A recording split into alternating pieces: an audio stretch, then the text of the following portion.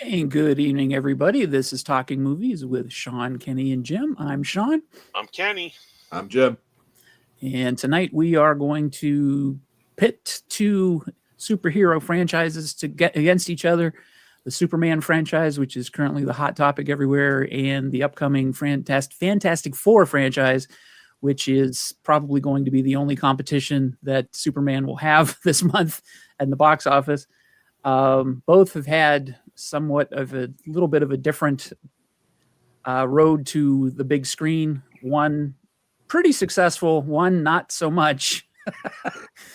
And we're just going to take a look at them and then make a prediction on which of these two will succeed in 2025, even though we have a little bit of a preview going into this week as to what happened to Superman last weekend. That's no secret. So you guys didn't see the already the chat is live. Victor said, oh boy, this is going to be a good one if Fantastic Four is going to get a roasting. I saw it last night in prep for a podcast I'm doing later. It's a bunch of boring doo-doo. That's one way of putting it. That's, yeah. Hello, nicer gentlemen. than I am. Hi, Victor. And hello, gentlemen, and the Yam King. Hey, Texas. Hey, Texas. I agree with you, Victor. I watched it last night. I'm planning on roasting it. I think I'm the only one. No, you did watch it too, Kenny. You did watch it, right? Yeah. Okay. Yeah, we'll get into that.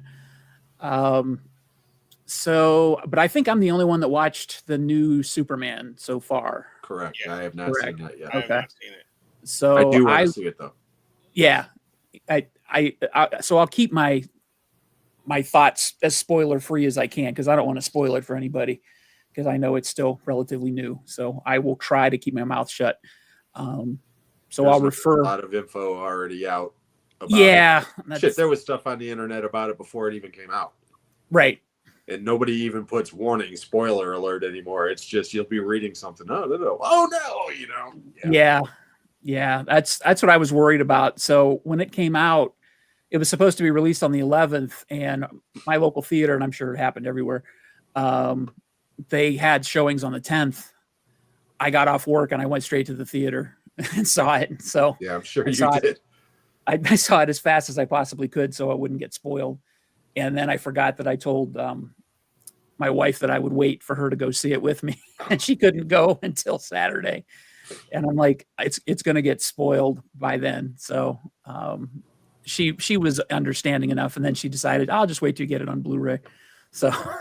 Oh, okay. I thought maybe you took her and you just lied your ass off and pretended it was your first time. Because I've done that shit. I've done that. No, I couldn't do that. But I did go again on Sunday to watch it again with her blessing again. So hey, she's in North Carolina. Carolina. Obviously, you liked it, so that's cool. Yeah, Sean, what was the movie experience like for the Superman? Were the fans like clapping? Were they excited for it? Was it packed? What was it like? The first time I saw it in the afternoon, the first showing on a Thursday afternoon, it was pretty busy for a 4:40 show. But the crowd, I don't think they kind of understood what kind of movie it was supposed to be. So they just sort of sat there, and all of the jokes seemed to fall flat. A lot of times I think I was the only person in the theater laughing. And I'm like, oh man, this is going over like a lead balloon. This is just bombing. And then I think as the movie went on, the tone kind of caught on with people. I think people were expecting more of the traditional, the Zack Snyder type thing, or the Christopher Nolan Batman movies, like where it's all realistic and serious and stuff. Brooding. Yeah. Everybody's pissed off and has mommy issues. Exactly. Yeah, exactly. And it's definitely not like that at all. And once people caught on to that, they started laughing and getting into it. But then when the movie was over, there wasn't really a reaction. When I saw it on Sunday, I think people had more awareness of what it was supposed to be like, and people were laughing and getting into it. And then at the end of the movie, everybody applauded, which was pretty cool. So I think it just took some time for people to get used to what it is. So Yeah, I was on a stream yesterday, as a matter of fact, with some of my friends over in the UK. Mhm. And two of the people on the panel had seen it. Ollie, who's in his 20s, and who's the other guy? One of the other panelists saw it. I Jim? forget which one. Huh? Was it Jim? No, it wasn't James. It was James. Okay. But anyways, two people saw it, and Ollie was over the moon about it. He said it was the best Superman he's ever seen. Okay, but again, he's in his 20s, right? So he didn't have the history that we have with like the Christopher Reeve movies. Anthony, on the other hand, was like, "Yeah, this movie's good, but it felt like it was part 3 in a franchise because the way that it starts, you're more or less just thrown into it." Yeah. Whereas, and he says that was a little jarring, but other than that, he enjoyed it for what it was. He said it was fun, so. Yeah.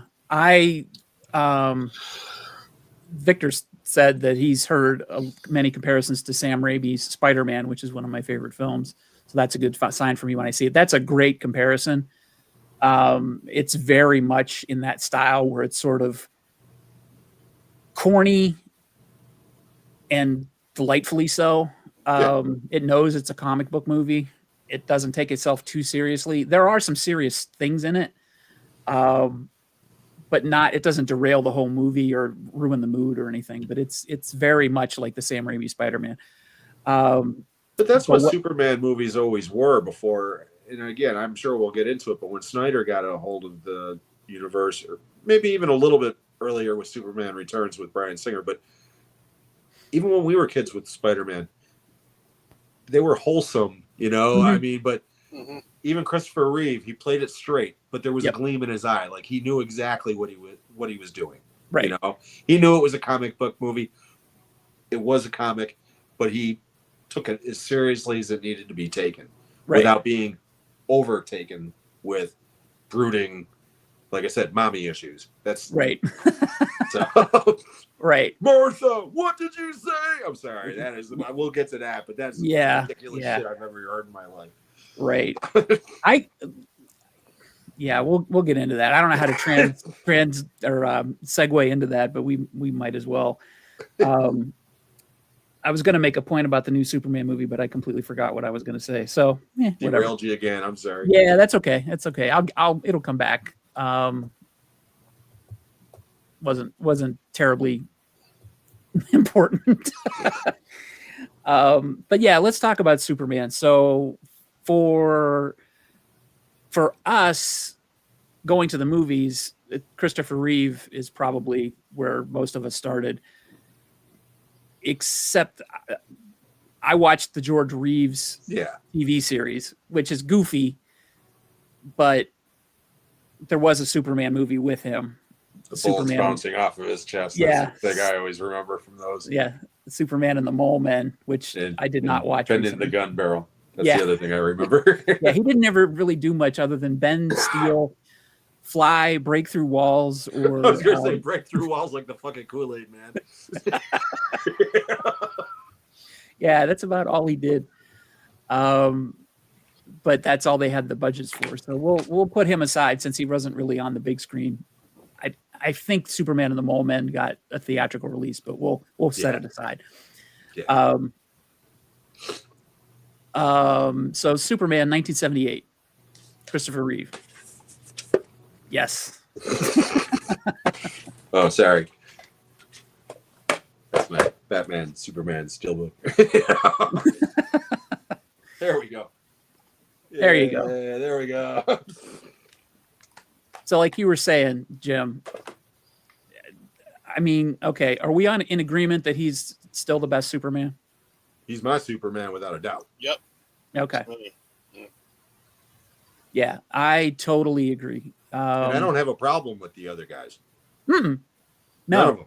I like Cavill. I like Ruth. I'm sure I'll like the new guy, but Christopher Reeve is the epitome of Superman in my eyes. Yeah, I think to me, Christopher Reeve, the test of Christopher Reeve is there's 4 Superman movies with him. There's 2 that are good. There's 2 that are terrible, but he's the best thing of all 4 of them. Yep. Absolutely. Absolutely.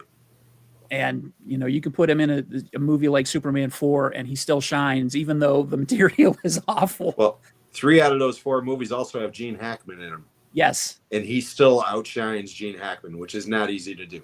Right. I was going to say that too. Like, if I don't even remember, like, Hackman in the 4th one, I don't even remember his performance at all. Because there's not much of one. He didn't want to be there, so he tuned out. I feel more sorry for John Cryer in that movie than anything, because he got the short end of the stick. Yeah. Yeah, I haven't watched that recently. I've seen Superman 3 most recently, and that I hadn't seen ever until this year, believe it or not. And Really? yeah, I never saw it in the theater, and I never saw it on video. I've seen it on cable. That was when I seen it. Never saw it. I just never got around to it because I heard it was crappy, so I never bothered with it. And then I rented Superman 4 just because I thought the plot sounded interesting. Yeah. And the Christopher Reeve had something to do with it. And I'm like, oh, it can't be that bad. Wrong. It was worse. That was so bad. How about you? I rewatched it again too, and wow, it was like cringeworthy. I mean, the speech that Reeves makes at the subway. Oh, I purged that movie from my memory for the most part. I just wanted to get a refresher, like on all of them, so I did watch them all. But oh my goodness gracious! How many of the Superman movies did you see at the cinema, Kenny? 1. The first one. First one. Okay. All the rest, we didn't have a lot of money growing up, so a lot of our stuff, a lot of mine was like cable. Like that was like a big thing, going over Aunt Bet and Uncle Jim's to go see watch Superman 2. That was, I mean, remember when they used to premiere HBO movies at 8:00 on a Saturday night? Yep. We ordered pizza. I still remember because I was just talking to my uncle today about it. Going over to his house and watching it and just being like transfixed. Kneel to Zod. Kneel before Zod. Kneel before Zod. Yep. And it's just like, I just remember that. And that just like, I'm 56 today and I still, say that to my brother and he just starts laughing all the time, because we used to say that to each other, like as a joke, his wife will look at us like we're fucking nuts, but, I just remember when that first one came out, the ad campaign, "You Will Believe a Man Can Fly," which was perfect because I was 11. I certainly did. Okay. And it blew me away. I just thought it was the coolest movie ever, And then when the sequel came out at the time, I thought it was even better, than the original. And it was like, and then the third one came out and I went and saw that opening day with my buddy. And I was so fucking excited because the only thing better than Superman to me at that point, Superman movie rather, was it had Richard Pryor in it, who I absolutely adored and was like, and oh my God, 20 minutes into that piece of shit, I was like, anarchy! I mean, just, oh my God. Now, part 4, I didn't see theatrically because like you, Sean, I rented that. It was more, once it became a canon film, I knew it was going to be a piece of shit. Okay. Yeah. And then when it wasn't released for critics, I was like, okay, that alone, Yeah. But that movie offended me. Whereas the third movie just pissed me off. Okay. Because the third one to me was a wasted opportunity. It's just a bad movie. Okay. But that fourth movie, when I watched it, I felt bad for Christopher Reeve. Yeah. I just felt bad for him because it was like, dude, you deserve better than this. I mean, as bad as the third movie is, it doesn't feel like a cheap movie. No. Whereas Canon, that feels like a cheap movie even by Canon standards. It's just So they did him wrong. I can't believe when they were editing the movie and like the editor was watching this and going, this is bad. I can't believe he couldn't go to the director and say, just go. Dude, they got their budget cut in half literally like a week into filming. Are you serious? Oh yeah, it's covered in that Canon doc. It's they literally they promised everybody involved a certain amount of money. Wow. And the total budget was supposed to be like 24 million, I think it was, something like that. And then a week before it started, they said that they had to trim a couple of things, but it was going to come down to about 20 million. And Christopher Reeve took a pay cut and this and that and the other. And literally a week after they started, they cut the budget down to less than 12. Jesus. And by that point, they were all locked in by contract. And even Gene Hackman, that's why Gene Hackman's performance is so forgettable. Because he was like, okay, this movie, I thought it was going to suck. Now I know it's going to suck. So fuck it. I'm just going to say my lines in front of the camera and off I go. You know? And again, it's covered briefly in that Electric Boogaloo doc. I mean, it's just that one and Masters of the Universe are the two films that killed Cannon. Wow. I have to watch. The Top did. What's that? I thought Over the Top did. No, Over the Top actually did halfway decent. Oh, okay. I knew they gave Stallone a ton of money for that and for Cobra. Yeah, Victor says apparently Warner gave Cannon a lot of money to do Superman 4, but then Cannon wanted to use a lot of the money they got to do other movies like Over the Top. Yeah, they had like 20 movies in production and not even know which ones were on which continent and what the. I mean, watch that doc again. It's crazy. Some of this shit, towards the end, it's just insane. And again, what pisses me off more than anything, because I love Cannon. Okay, I know it's shit. I love it anyways. But I also love Christopher Reeve. And then, like I said, they did him dirty. They just did. Oh, that's terrible. Hey, Sean. Hey, Sean. Hey, Sean. What's up, buddy? And the director of Superman 4 is actually a very good director, too. It's Sidney J. Fury, if I'm not mistaken. Yeah, I believe so. Yeah, he's a journeyman director, but he's directed some solid movies. Yeah. So, and then after we had the Reeve movies, which, of course, Reeve escaped with his dignity intact, but the franchise took a hit. We did not get another Superman movie till 2006, right? Which was Superman Returns with Brandon Routh. Yes, there he is, right there. Which he was basically asked to do Christopher Reeve impersonation because this is basically a sequel to the Richard Donner cut of Superman 2. Yep. And where he's kind of a douche. He got Lois pregnant and jetted off for 5 years or whatever. Sorry. Seems like a nice guy, doesn't he? Absentee father. Whoops. Yep. People are bitching about him being an immigrant. No, how about being a deadbeat dad? Right. I'm sorry. No, that's totally true. But they Sean says I can't even get past Superman 2, and I'm being generous with the first two. Really? Wow. That's not a popular opinion. That's interesting. I mean, he's a little bit younger than us too, so that's true. Yeah, I know he's a big Nolan Batman guy, so he likes the gritty stuff. Okay, all right. Oh, I'll go in with that because I really did not like the Nolan movies. Whoa. I'm being honest. I like the first three. Batman and Robin. Okay.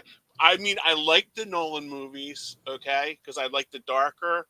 But I didn't read the comic books. I know we're getting into a different territory here. Yeah, that's fine. But I didn't read the comic books. But I'm sorry. You watched the Adam West TV show. I what's funny? I just got the 66 movie. So I watched that again with shark repellent. If I could reach they do the bat dance. Yeah, dude. So it was like I was like, dude, I've watched every superhero movie like in the span of like 2 weeks to get ready for this show. So it's like, but yeah, I'm sorry. I'm sorry. To each his own. No, that's fine. And I know a lot of people that feel I own them and I watch them and I do enjoy them. But man, those like those first three. You know, even I like the Kilmer one too. You know. Oh, okay. I mean, it doesn't listen. It has its problems. It's fine. You know? You like what you like. And again, I know a lot of people that don't like the Nolan Batman films, or at least they don't like Christian Bale as Batman. Yeah. Because they say that all he does is growl. And I'll agree with that. It's like, Jesus Christ, how does that guy, he needs Ricola bad, I mean, especially the third one when him and Bane are going at it, because, him and, what's his face? Tom Hardy. I mean, it's just not. Like someone said, you need subtitles. Yeah, so I mean, I get it, but I have always been of the opinion, the exact opposite. That I always thought the earlier Batman movies, I like them, but to me, they're overrated as hell, and most people will get mad at me for that shit. So to each his own. I get it. Yeah. That's why Baskin Robbins has 34 flavors. And we're friends. We can respect each other's opinion. Yeah, I'm not going to get mad and say, you know what, Sandra Bullock's a bitch. Oh. All right, time out. Dude, we're tossing down now, pal. Victor said Superman Returns was the first movie he ever saw in IMAX 3D back in 2006. I remember to this day how loud the opening scene of Krypton blowing up was and scaring the crap out of me as a 6-year-old. Thanks for making me feel so fucking old. Yeah, you're not kidding. Dude, you have no idea. I'm on that show with those guys from England the other day with my buddy Roy. And Ollie, the host, is talking about some comedy special that he came across with so and so. And he's like, it's so old. This thing is really old. It's like from 20 years ago. And me and Roy both were like, fuck you, man. I got shorts. I got shirts. I got an Eagles jersey older than him. I mean, to be fair, he's 23. Right. So 20 years ago is ancient history to him. But at the same time, it's like, dude, you're making me feel so old. Fuck you. I was pushing 40 20 years ago. All right. The chat's blowing up. Stacy's here. I love Stacey. Kenny. Always fun takes. Thank you. Yeah. Although Sean's got his voodoo doll at home, going, Kenny. I do? No, the other Sean. Because I didn't like the Nolan movies. Oh, okay. Sorry. That's okay. He's a fellow Philly guy, so I know. I was just going to say. You guys will stick together. Go Birds. Stacy did not like the new Superman. She thought the video game parts of it. I don't want to put it in the comments, but I'm just Stacy didn't like Saving Private Ryan either. So okay. We love Stacy, but we both know that her taste sometimes varies. Yes. And I mean that with love, Stacy. Yeah, you're right, Victor. Spacey was good in that movie. Spacey was good in every movie. I don't care what anybody says. I don't want to hang out with the guy, but he's a great actor. I've only, believe it or not, I've only seen that movie once, and I remember the Lex Luthor plot was sort of just felt like a rehash of the first movie. It is like a real estate deal. It is. Yeah, but he was okay. I mean, yeah, I don't endorse Spacey as a human being, but as an actor, he's great. Yeah, like I said, I don't want to hang out with him, but he's a great actor. Yeah. But yeah, Robot Chicken, on Adult Swim. Yeah. Years ago, did a spoof of Superman, and they're like, why is it in every goddamn Superman movie it's a real estate deal? It's always a real estate deal. And until I saw that skit, I never really thought about it. And then I was like, holy shit, it's absolutely true. Now I'll never get it out of my head again. Yep. Spacey is the second best Luthor after Rosenbaum. Okay, correct me. Who's Rosenbaum? Is that? He's from Smallville. Oh, okay. I have not seen Smallville. I've never seen a single episode of Smallville. I worked with a guy who was obsessed with that show, and it was kind of frightening. I basically avoided the shows from the WB on general principle. So, yeah. I mean, I never even watched Buffy. I've never seen a single episode of Buffy or Angel or any of those shows. Yeah. You go in the Jim's room, all the fucking Dawson's Creek stuff. I don't want to wait. Paula Cole. Actually, my brother Greg, the one who passed away, He was obsessed with that fucking show when it first Oh, started. my buddy Brian and my brother would talk about that because they were obsessed with Katie Holmes. Yeah, but no, he's always talking about, Pacey and this and that and the other, and I have no clue what he's talking about. Dude, but, we come back from softball games and we got our we just won a game and they're like, "Yo, dude, you think Pacey will go after?" And I'm like, "We just got done playing softball and you're talking about Dawson's Creek," and he goes, "Katie Holmes is a babe, dude. You gotta look at her." That's kind of what my brother would say. He'd be like, "Yeah, well, it's always about Dawson and his friends banging their teachers and shit." And I'm like, "Is this show on Cinemax?" No, then I'm not interested. It's like, come on. Although the best actor that came out of there, Michelle Williams, I think we can all agree on that. Oh, she's a great Michelle actress. Williams is a great actress. Absolutely. Yeah, absolutely. I didn't even know she was on that show until my brother said one day, "That's the girl from Dawson's Creek." I said, "That ain't Katie Holmes." He goes, "There was other girls on that show." I'm like, "I never watched a single episode of it. Yeah. I had no clue." Oh, Victor says I want to get into Kevin Dawson's Creek Williamson. only because Kevin Williamson, writer of Scream, created it. Otherwise, I wouldn't have any interest. I saw the trailer for the new I Know What You Did Last Summer, and I thought, oh God, this looks terrible. And I saw it when I went to see F1 with my wife, and my wife, who does not like horror movies, goes, "Can we go see that?" And I'm like, "Are you fucking kidding me?" She's like, I love the first one. I'm wow, like, good what? for her. Oh God, that first I don't know about the second one, but that first one's a piece of shit. I didn't like the first one.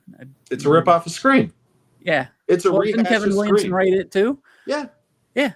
Yeah, it's a total rehash. I mean, granted, it's a different story, but it's got the same type of it's the same feel and dialogue, and yeah. Did you see all the crap that Jennifer Love Hewitt's getting today? No. Well, this is the first time that she's been out in public, for a while, and apparently, she's in her mid-40s and had 3 kids. So I'll just let you know. So she's more voluptuous, and people are like, "Well, she," and I'm like, "I'll send you pictures of her. She's fucking drop dead gorgeous." I always been drop dead gorgeous. I know, but I'm just saying, it's like she's not going to stay 19. I mean, these people want these girls to stay like they're 19 years old. I mean, I seen her on a show. She was on. I don't know if she's on 911 or something. Yeah, she's on one of those shows. Yeah, on the Fox. And, yeah, she's like an operator. Yeah, 911 operator. Like and a she, reboot of Emergency gorgeous back girl. in the day. Emergency was always better. Yeah, Emergency. Especially because it had Randolph Mantooth. That's the greatest name ever. Absolutely. It is so good, isn't it? Randolph Mantooth. All right. Gives you a half a chubby just thinking about it. So much testosterone in that name. I would love to see a movie starring Randolph Mantooth and Hugo Stiglitz. Too much testosterone, baby. All right. So overall, what did you guys think of Superman Returns, trying to get this screechingly back on track? I like it. I liked it too. I didn't like it the first time I saw it. You've seen it more than once? But it's gotten better for me over time. But okay. I think it's better than Superman 3 and 4. Oh yeah. But I don't think it's in the same league as the first two. No. So, and I actually prefer it to a couple of things that Superman appears in later on down the road. So, which we're getting to in just a bit.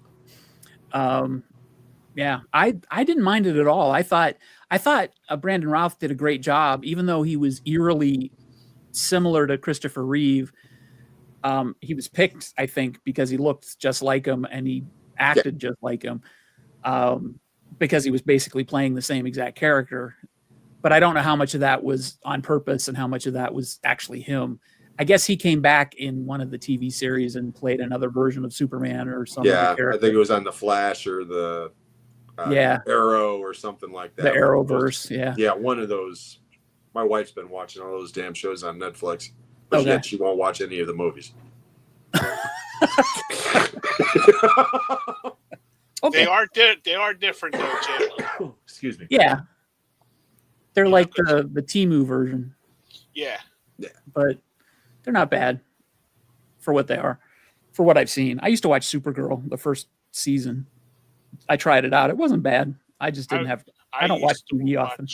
I used to watch Flash, and then the Legends of Tomorrow. I enjoyed the first 2 seasons, but Flash, I could go in a long dissertation about the Flash. It's just like Iris is a newspaper reporter, and she's always at the lab, bugging the Flash. But we need to do this. Oh, we need to do. And it's like, oh, shut the fuck up! I swear to God.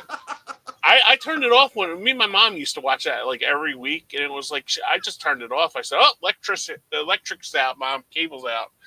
I was like tired of her whining. It was like because if you guys are familiar with that show, I know we're getting off topic. Danielle Pennebaker was supposed to be like the breakout star of that show, and she played like a minor role in this, and then like they just brought this Irish in, and she was basically all those WB actors, like Jim said, are basically soap opera actors. Yep. And they're just terrible. And it was just for the most part. Yeah, and every time that she came on the screen, all she did was whine, and I'm like, I just couldn't take it anymore. So I think I gave up when Ed came on. The guy Tom Cavanaugh came on the show. Yeah, my wife would know more about it than I would. Yeah, like I said, me and your wife will have a conversation. Yeah, the geekiest show like that I watched back in the day was Firefly, and that's a science fiction show. So yeah, and that show was awesome. Yep, I agree. But that was the Joss Whedon thing. So yeah, that guy's a piece of shit. So. All right.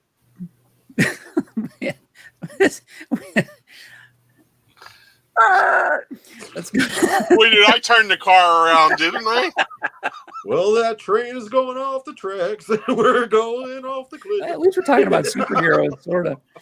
All right, so Superman Returns overall, not bad.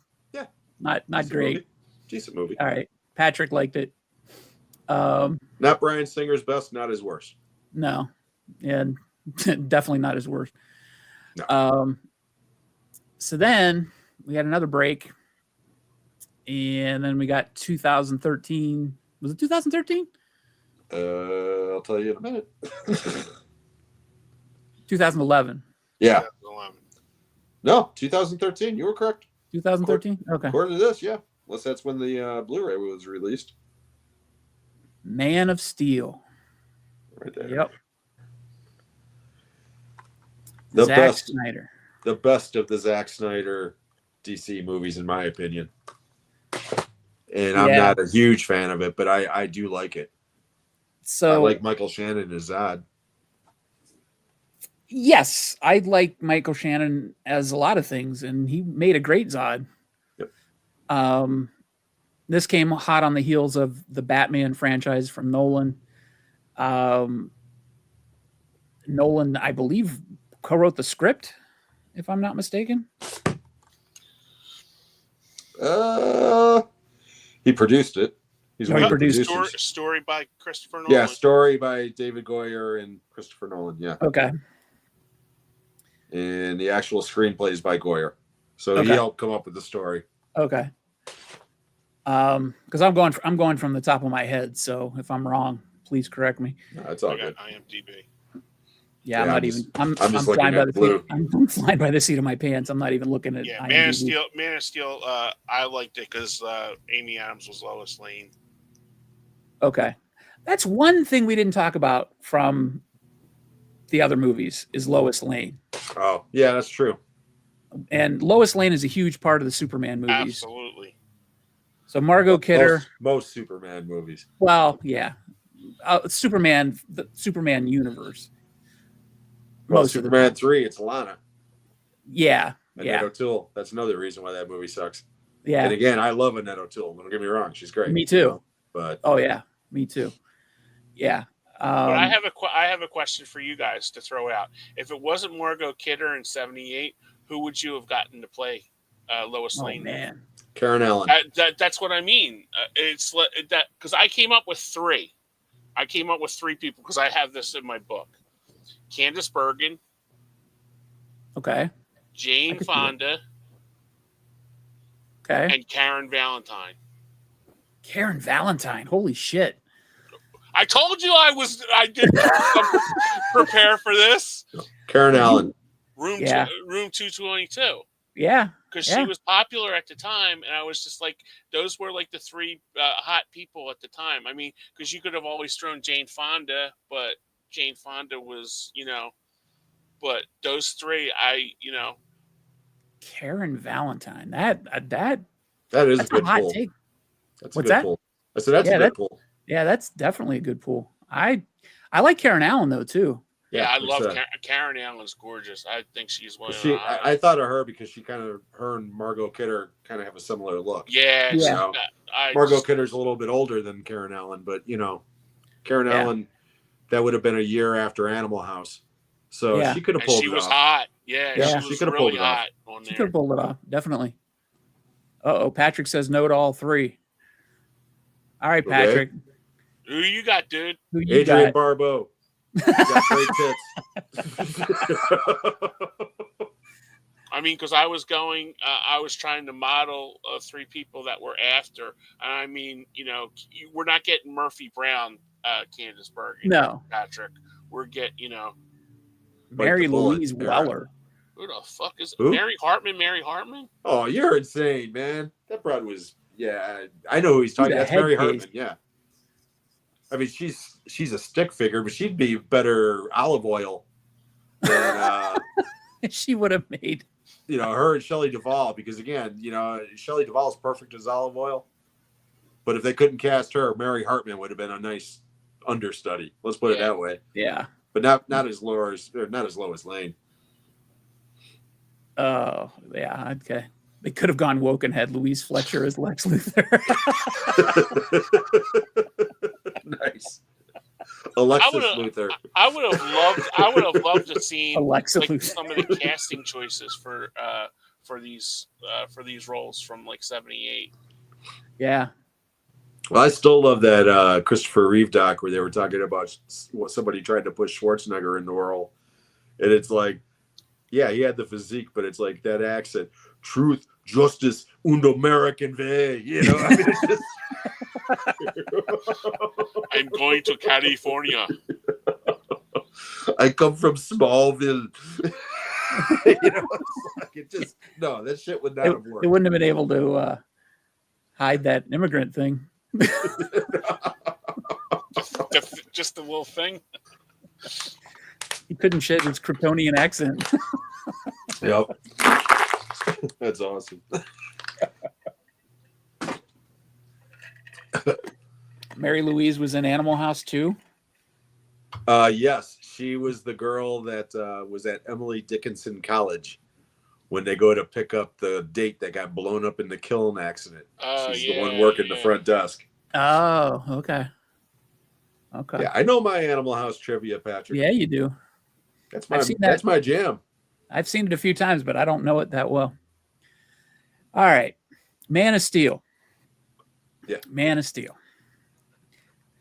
I have a feeling that you've got problems with that movie. I can see it. Yeah, I can see it in your face. So please, sir, go for it. Well, I don't have problems with it. It's just, how do I say it? It comes from a place that they kind of souped up Superman to the point where the last 45 minutes of that movie are ridiculous because it's boring how strong he is. Yeah. I mean, not to spoil the end of a movie that came out 12 years ago, but the last 45 minutes of that movie, if I'm thinking correctly, if it was that long, was literally him and Zod beating the shit out of each other and smashing buildings. Oh, yeah. And there was nothing going on but them two killing each other. And it was boring.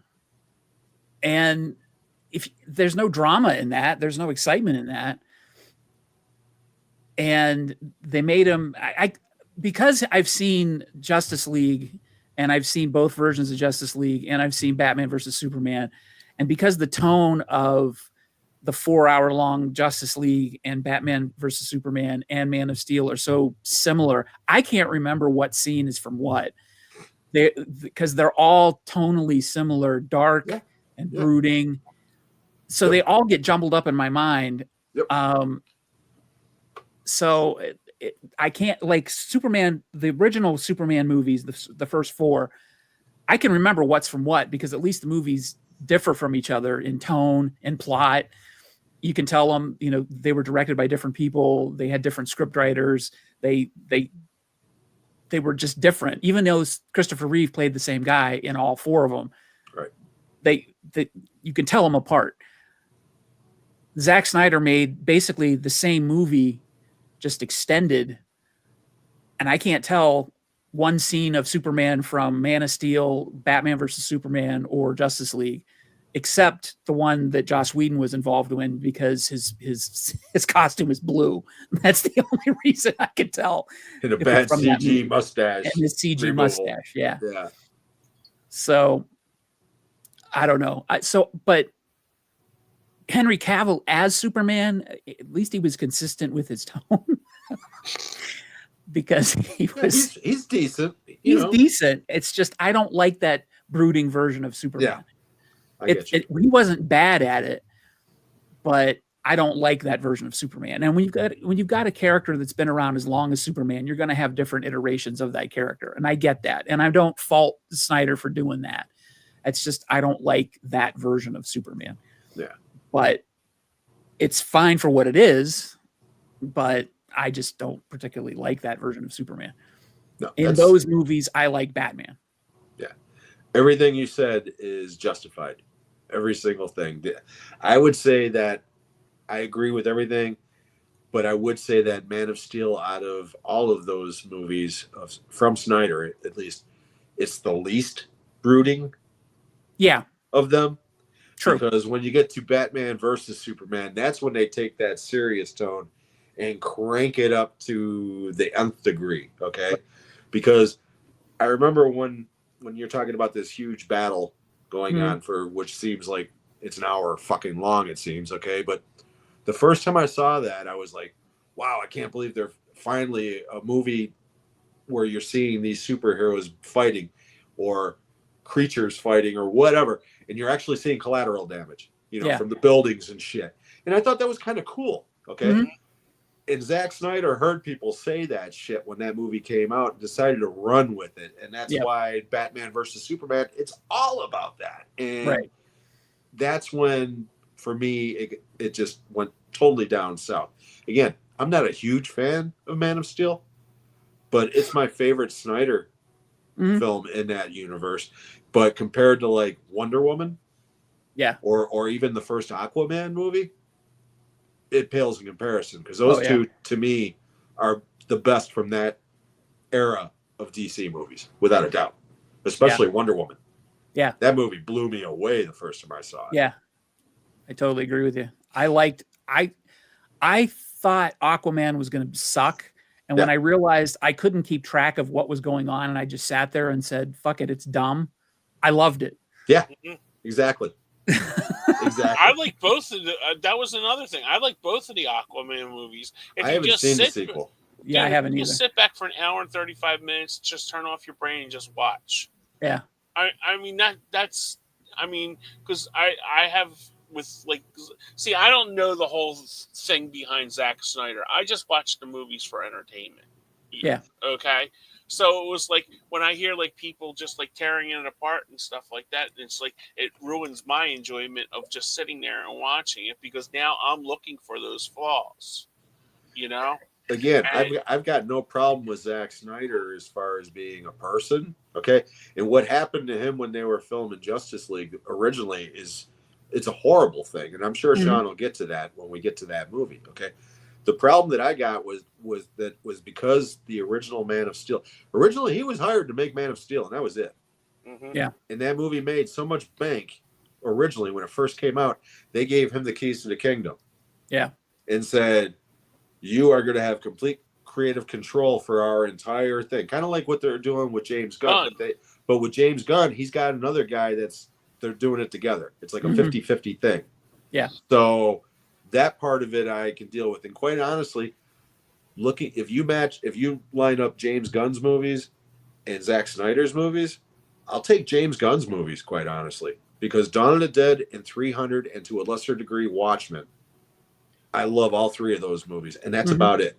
I just watched Slither today for the first time. Slither's a fantastic movie. That's I a love fun movie. Absolutely. Yeah. There's not a James Gunn movie that I've watched that I haven't liked yet. Yeah. Not one. So I'll shut up now. I'm sorry. You're fine. Whoop. He literally did just shut up. He shut up and he disappeared. Wow. And like that, he was gone. I think he was on his iPhone and he got a phone call. Bye-bye. well, I'll let him back on when he comes back. All right, back to talking movies with Sean and Kenny. Look at that. We're back to the original. OG. We dumped him. We just pushed a button like they have the Gong Show. Yeah, the Gong Show. You hear the music, he's off. I'll wait till he comes back on before we move forward. So we'll get to some of these comments because the comments are blasting. I know. This is thanks, guys, in the comments for talking. Yeah. This is really awesome. Let's see. Man of Steel. Yeah, it's not perfect, but it didn't offend me. I liked it as a 13-year-old, and you can tell Nolan had a lot to do with it as a producer on it. So you can tell it's the best one. Yeah, you can definitely feel his influence on it. Yeah. Hey, look who's back. Fucking technology sucks. Sorry about that. Did you get played off by Britney Spears? No, my phone rang, and because StreamYard changed the shit on screen for whatever reason, it just knocked me off. Oh, okay. And I swear I thought I heard the oh baby, baby. I was like, oh. Yeah, no, my ringtone is just a piano going da da da da. Oh, okay. That's all we heard. That's all we heard, and I just put it to Britney. I don't know why. Oops, I did it again. Well, she's a new mom again too, by the way.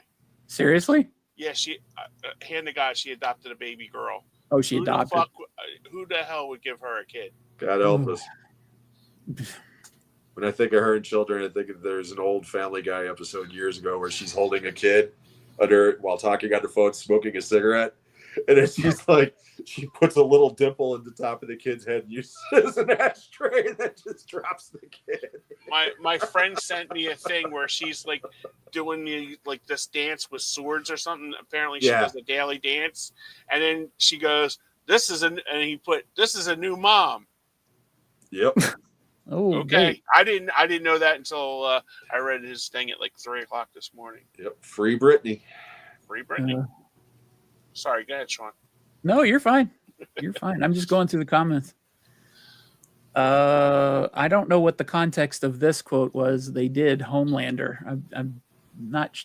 Patrick, fill me in on that, but Homelander. Maybe I know he's from The Boys, the Collateral Damage or whatever guy. Because he's like the main. He started off as the main superhero on that show, and then becomes like the supervillain. Yeah. I've never watched the show, but dude, it's good. One of those shows that's just everywhere. So I know. It's a great show. I'm a little behind on it, but I am too. I'm behind on it eventually. But Elizabeth Shue. There you go. Yeah, I knew that was coming. I know Homelander has a thing for her breast milk. Anyway, so does Kenny.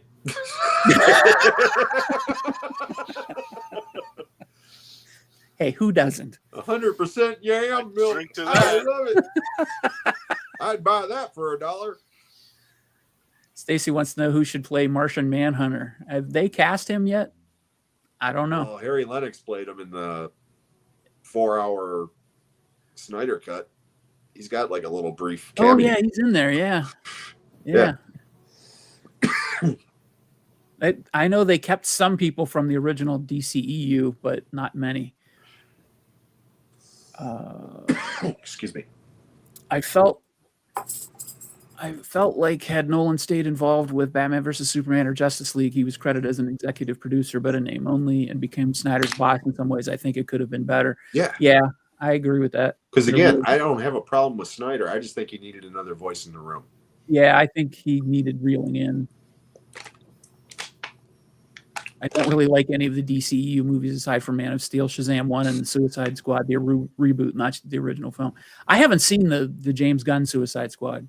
Yeah, I'm sorry. Go ahead. I was going to say, I saw the first one. I didn't like it, but I want to see the second one, the one that James Gunn did. Yeah, I'm going to be talking about that later. Okay, good.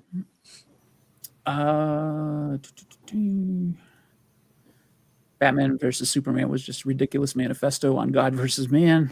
Yeah. Texas put a hell of a lot more thought in that than I ever did. Yeah.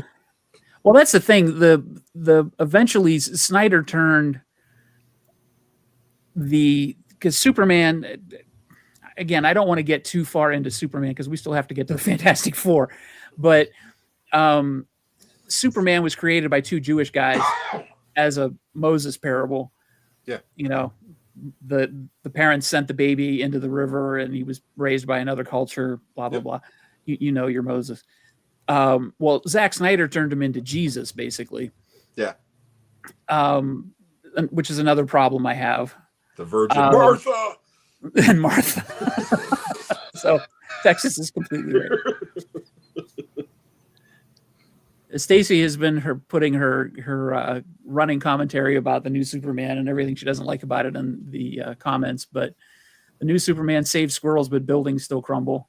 I hope Metropolis has good evacuation plans or Snyder level destruction anyway. Also, the Fortress of Solitude, very easy for all to get to. I will address that without spoiling anything. They do mention multiple times that they did evacuate everybody from Metropolis. I know that because I saw it twice. So yes, they do have great evacuation plans in Metropolis. And squirrels are awesome. Come on. And he does save a squirrel. Watchmen is the best superhero movie ever. I don't know about that. 89 Batman next. Oh, I would disagree with you on that. 89 really? Batman. 89 Batman ain't even the best Batman movie. Sorry. Yeah. That's Dark Knight. Yeah. And the best superhero movie to me might be Logan. Yeah. Okay. Yeah, we might have a future show coming up. Yeah. Yeah. Wow, you talked yourself into that one, Jim. Good job, bro. Yeah, I like it. All right. Watchmen's great though. I do love Watchmen. I was not familiar with the comic until way later after it came out. Then I read it and I was really engrossed in it. And then I got the motion comic movie and then I watched the live action movie. Yeah, I was living with a couple of guys when Watchmen came out, and one of them was obsessed with that graphic novel. Yeah. And was counting the days until that movie came out. I mean, was just so excited. Went the night before it came out with a sneak preview, came back, and I was like, how was the movie? And he was up in arms. That movie sucked, blah, blah, blah, blah, blah. Really? And I'm like, what's the problem? They changed the ending. And I was like, okay, so. And he was like, they changed the ending. They took out this whole other thing. They did this. And I was like, well, dude, you can only put so much into a movie, you know? Well, then I saw the movie. Thought the movie was good. Yeah. And told him that, hey, man, I haven't read the book, but I think that the movie is good. No, you got to read the novel. So I read the book. Yeah. The fucking movie's better because the ending of the graphic novel is ridiculous. It's a giant space squid. Seriously, it's a gigantic space squid. No, Kenny, he's looking like, what the hell? I'm just blown away by Patrick's comment on the bottom. Uh-oh. This is going to really wee off Jim. Whoa. Okay. See, I think sometimes Patrick just says shit just to start. Rile you up. Either that or he got a serious brain injury like crazy Gary Busey and has the worst taste in movies ever because, you know, he'll go on and on about how, you know, this fucking Asylum movie, the performances weren't that bad, but then Toni Collette is the worst actress ever in Hereditary. So, no, you're better seen than not heard, Patrick. You know, go away. I like my Asylum movies too. That is a terrible take. Yeah.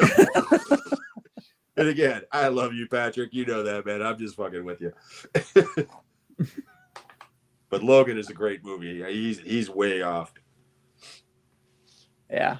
Oh, you were talking about the guy that balances James Gunn out. Yes. Peter Safran. Yes. Is the business end of the new DC studios. So yeah, he'll probably rein him in if he gets too off the chain. Which I don't think Snyder had that safety switch. No. All right. So we got Man of Steel out of the way. We've pretty much covered Batman versus Superman as much as because that's not really a Superman movie. I don't like this movie. I just don't. Yeah, I don't like it either. The director's cut. Everybody says, "Well, the director's cut is so much better." So I did. I bought this one because it's got both versions. And yeah, the director's cut is better. It's still not a good movie. Yeah. I mean, I'm sorry, it's just not.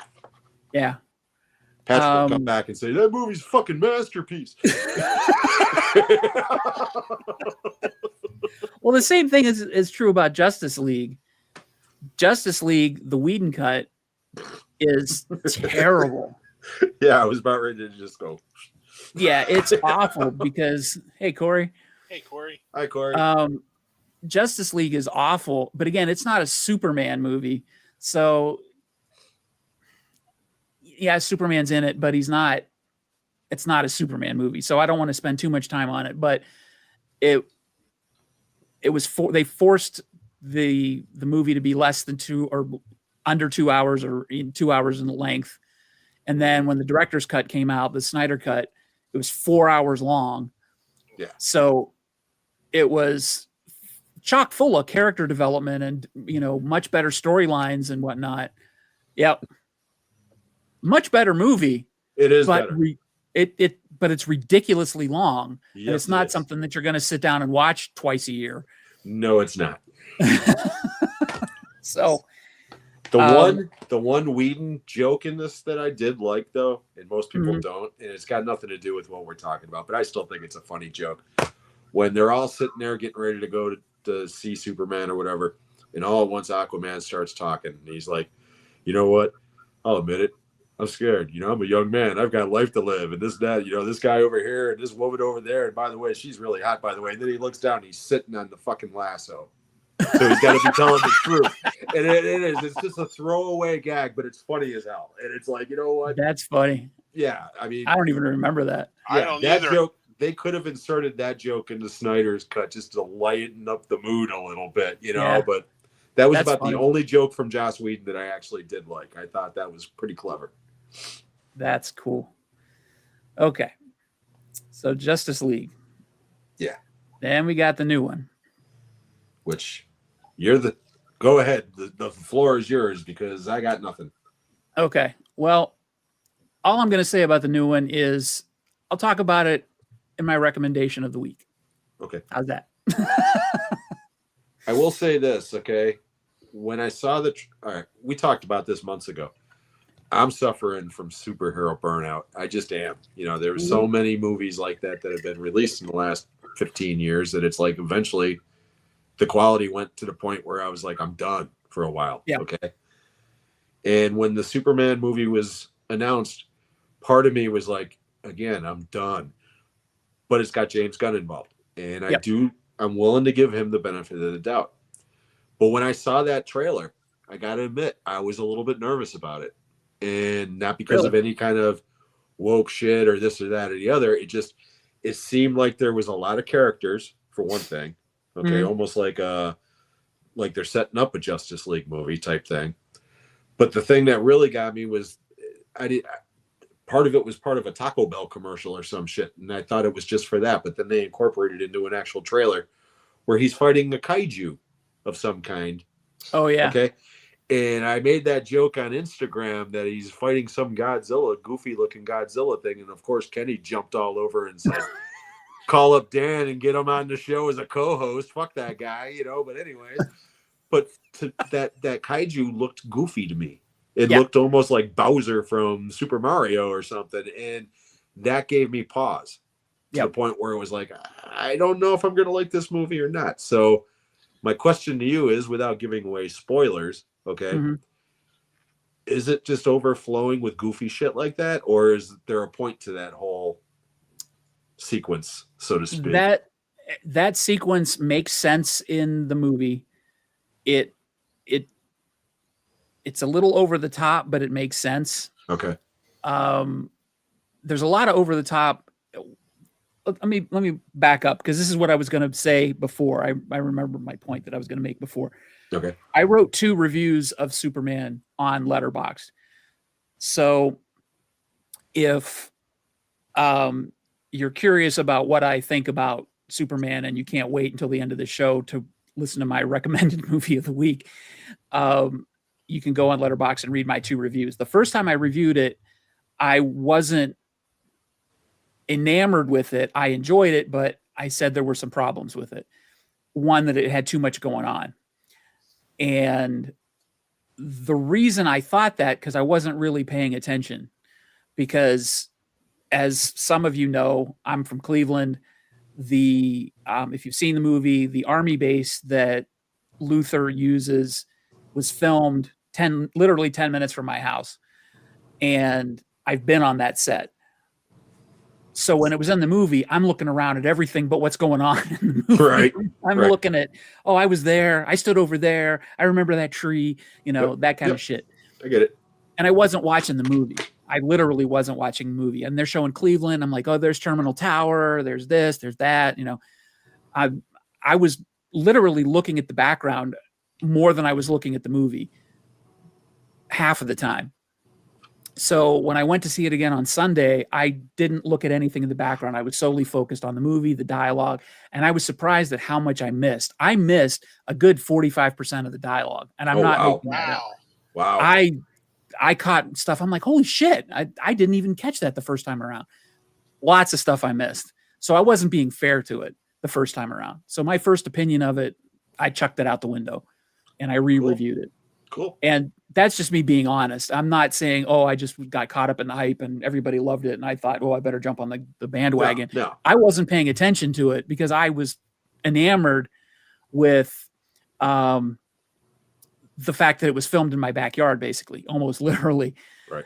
And so that's what I was paying attention to. I wasn't listening to plot points. I wasn't paying attention to things. And I caught a lot of stuff when I saw it the second time that I missed the first time around. The stuff that I would have caught had I been watching it like any other movie that I watch. Because I'm one of those people that focuses on movies, and I hate when people talk to me during movies. That's why my wife hates watching movies with me sometimes, because she watches with an iPad. Like, what happened? What? And that's what my wife does too. Yeah. Who's that person? I don't know. I met him the same time you did. But I really get into watching a movie, and first time I watched it, I wasn't in the right headspace. So I had to cut myself a break. And hi, Lori. Hey, Lori. Oh, is she in there? Yeah, she's in the chat. Hi, Lori. So this is the woman who's going to be on the next episode. Yeah. Looking forward to meeting you, Lori. I promise I'll behave. I was busted. I'll behave a little bit. I don't say anything on the show about my wife that I wouldn't say to her face. She knows that. That's fair. And by the way, Patrick, Doug Pinnick does rock. He's referring to my shirt. No need to behave for me. She's got a potty mouth like you wouldn't believe, so she'll fit right in with us. Oh, awesome. There once was a man from Nantucket.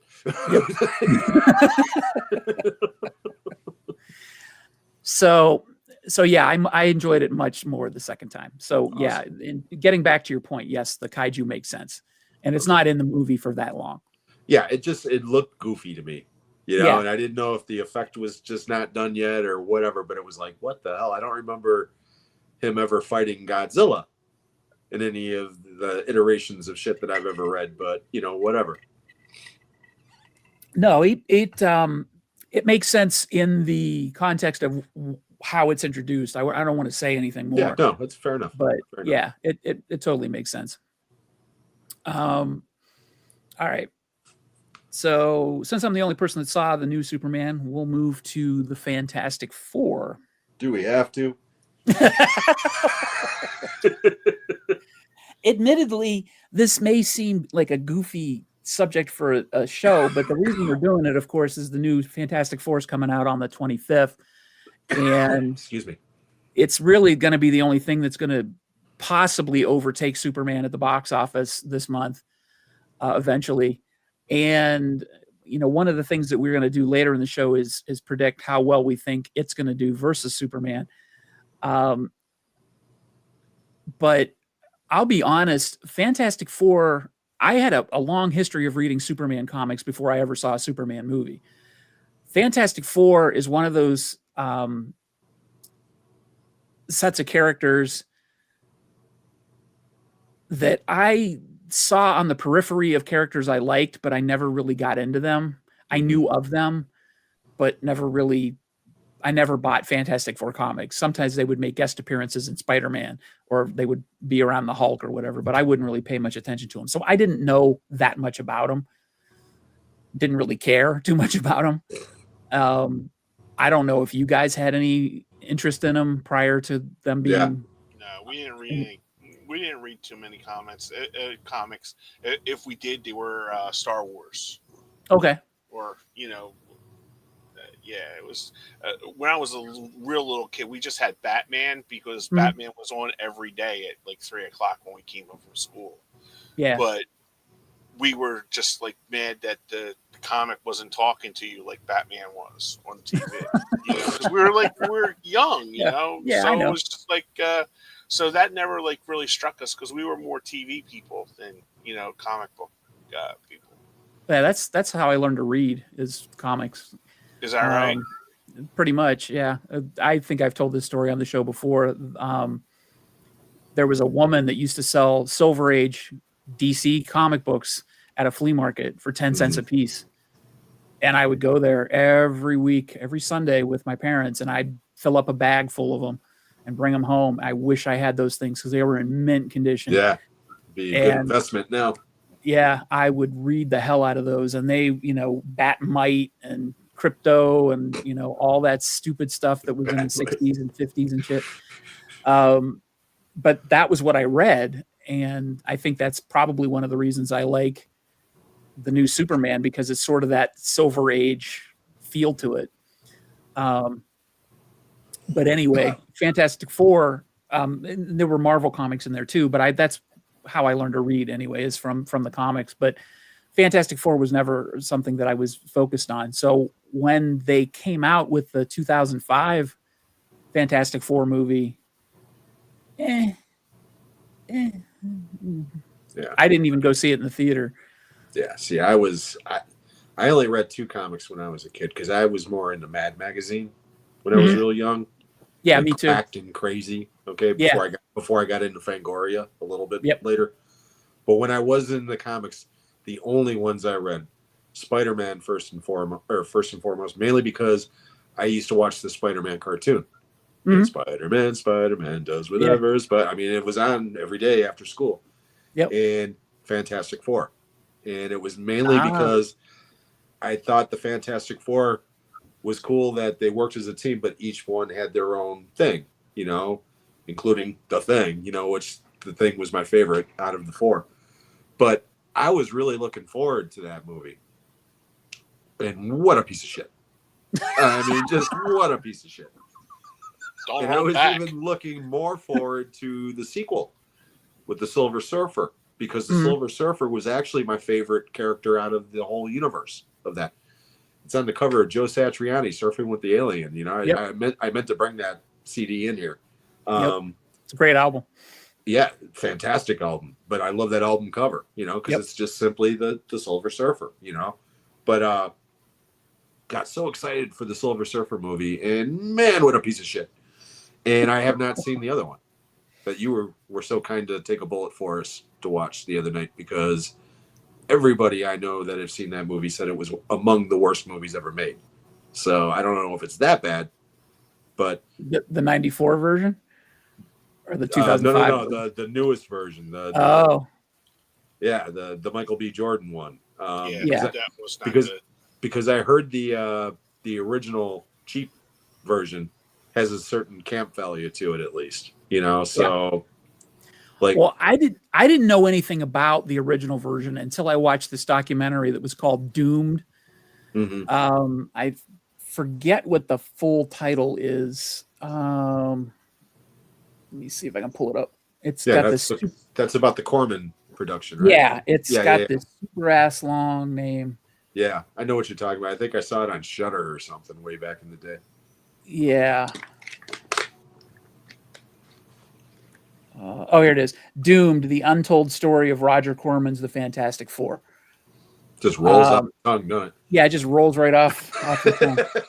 And that came out in 2015. So I didn't know about the 1994 Fantastic Four movie until then.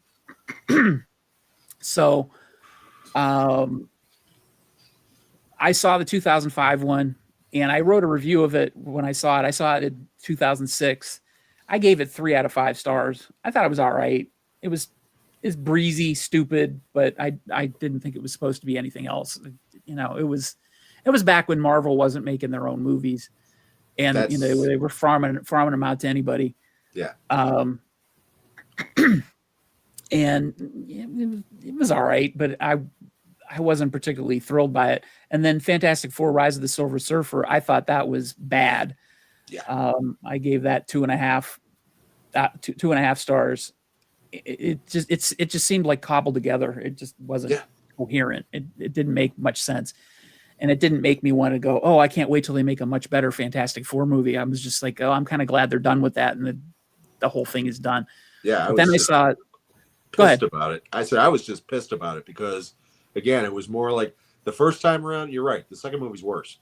And the first time around, I wasn't upset about it. I was just like, that was a missed opportunity because Spider-Man was so good a couple of years prior. Right. I had such high hopes for it, and very disappointing. Let's say that. So yeah.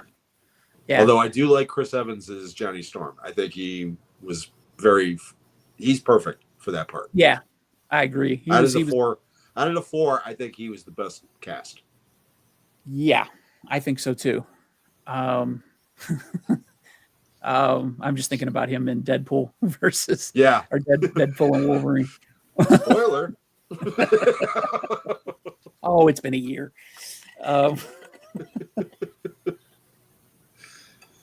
That was such a great joke, though, in that movie. It really was. Yeah. So then I saw Doomed, and I was like, wait a minute, what is this? And I ordered a copy of it on Blu-ray off of eBay, and you can find it on YouTube. Yeah. It looks like shit. It looks like shit on Blu-ray. The copy of it I has just says it says it's sourced from the best SD source available at the time, because apparently the original copies, all of the original copies were destroyed, because the backstory of that movie is that it was created so that Constantine Productions could keep the rights to the Fantastic Four within the studio, but they didn't tell the people making the movie that they had no plans to release the movie. Wow. And it was made for, I want to say it was made for $1 million. That sounds about right. I don't know if that's the right. I don't know if that's the right amount, but for that time, that sounds about right. Because I know for for Corman standards, it was a little bit higher budget, and he was notorious with his low budgets. So yeah, I want to say that, but they spent whatever the budget was. It was not large, but most of the money went into the Thing suit. Yeah, because the Thing suit that they made, they didn't have any CGI really in the movie. No. But the Thing suit is impressive as hell for what this movie is.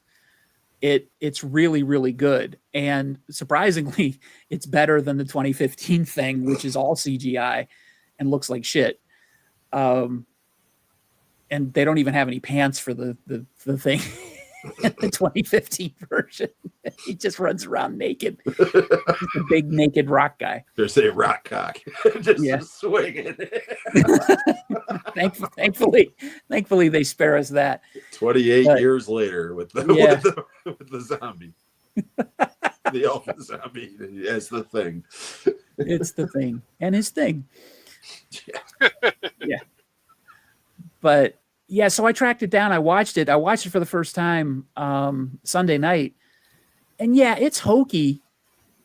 And the special effects, Patrick, rock hard guy. What? The special effects are cheesy, but the crew and what I knew ahead of time is that the cast and the crew were so into it, trying to make a great movie with it, so little money. They felt this movie. They wanted to make as good a movie as they could with the money they had. And you can tell because the movie looks like a product of love and it has heart and soul to it. Excuse me. It may not come across that way to the end viewer, but you can tell that the people behind it tried to stay true to the source material. They still have the Baxter building. They still have I think the origin story is really close to the comics. And they do what they can. They try to be creative with the effects. It's neat to watch what they try to do. Is it successful all the time? No, but it's kind of neat. But then watching the 2015 version after watching the 94 version. Whew. Yeah. I haven't seen it. Kenny, do you want to say anything about the 2015in version before I tear into it? I didn't like it. I did. I enjoyed the first two ones with because I thought the commish was good. Michael Chiklis as Ben Grimm in those movies, and that 15 just It was like I watched the whole thing because I did watch it but man, it was a tough go. It was really a tough go. Yeah. There's nothing really too much more to say about that. It's just like Kenny got PTSD from watching. Yeah, it's just, it was like I was even sitting here thinking, it's like, how did this get made?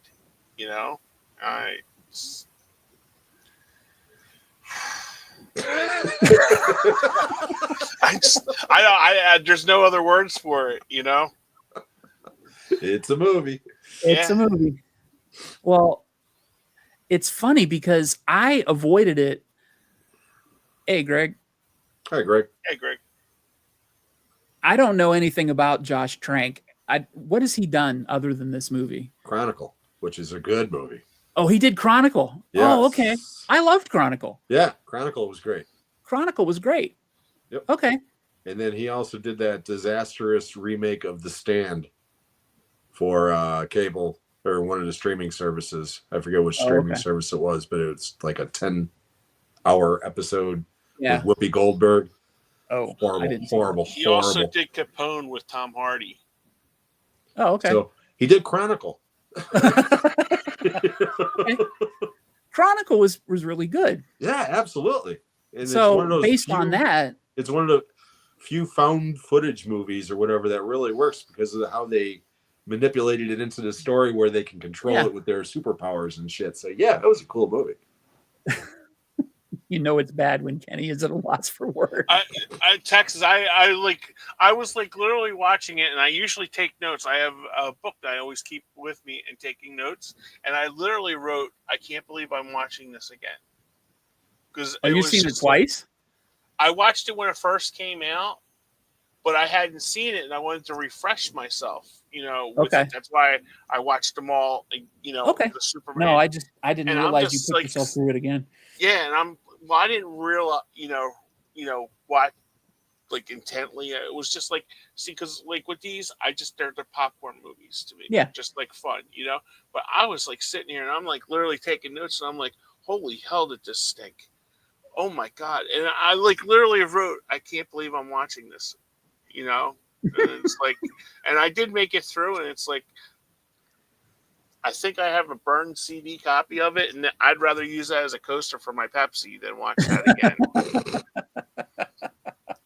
That's how I feel about Wonder Woman 1984. Yeah, that's terrible.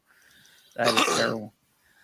Well, my experience of watching 2015 last night. So I was watching it, and I heard so many negative things about it. I knew it was bad, or at least I'd heard it was bad.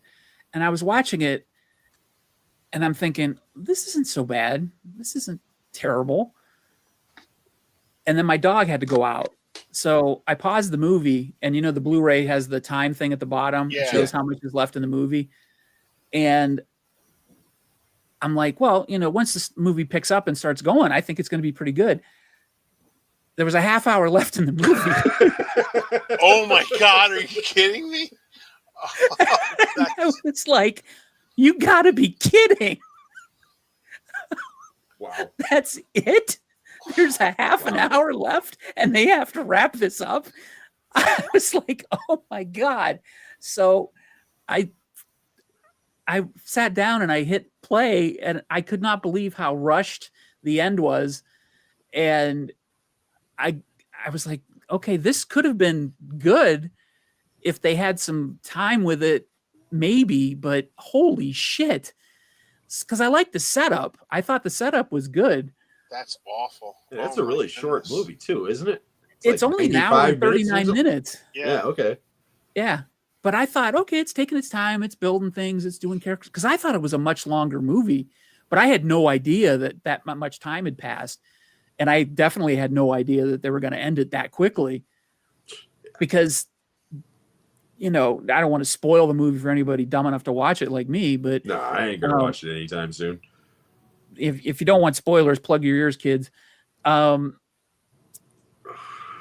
don't become the Fantastic Four until literally a split second before the credits roll. Yeah. That's when they come up with the name, the Fantastic Four. You see their powers individually, but they don't come together as a team until they don't come together as a team until right before the end of the movie, and they fight, quote unquote, as a team, but still not as a known team. They don't know each other's powers. They don't know how to work together, and they don't decide to name themselves the Fantastic Four until the end.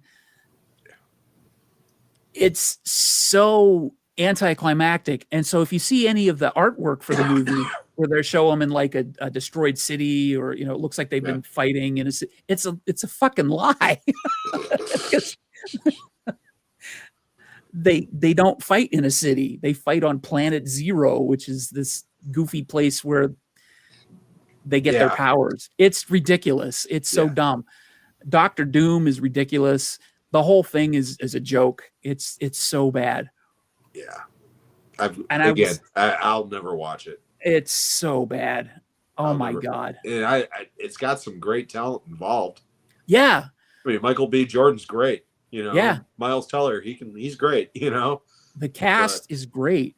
But yeah, I heard it was just god awful. So I never bothered. And again, I love those characters. They've never had a good version of it. And even the new one, I will admit, when Marvel took over, I got very excited because I was like, thank God, finally they'll do a proper Fantastic Four movie. I know we're kind of segueing before we've gotten there yet, but we're I gotta there. say, my gut reaction, every trailer I've seen, the more I see of the movie, the less enthusiastic about it I get.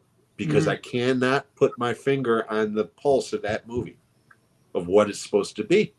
Yeah. I don't know. So I'm hoping for the best. Let's put it that way. Because that's kind of the same way I felt about Superman when I saw the trailers originally. I was optimistic because it was James Gunn. But then I started seeing some of the trailers and I was like, I'm getting a little scared about this. But then the reviews came in and they were real good. I trust your opinion. You say it's good, so it gives me hope.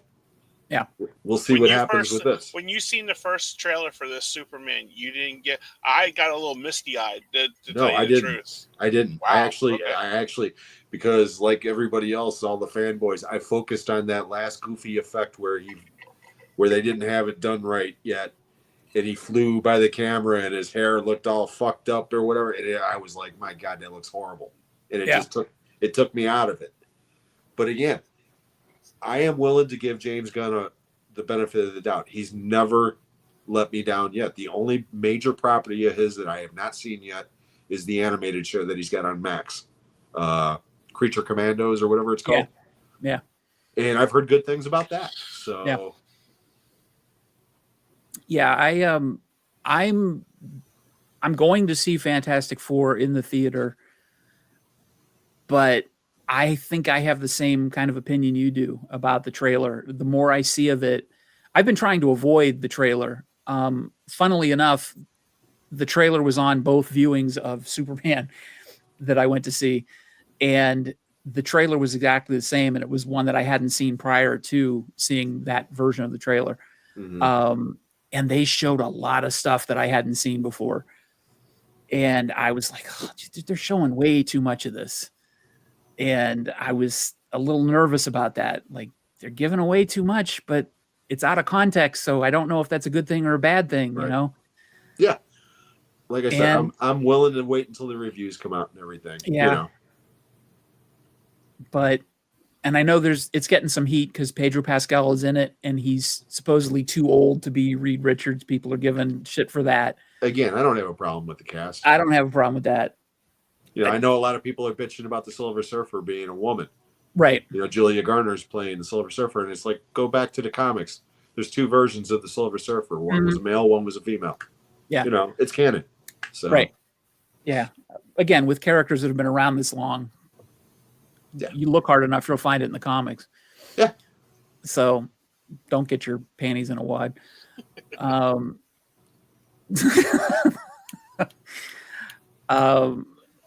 But yeah, I don't know.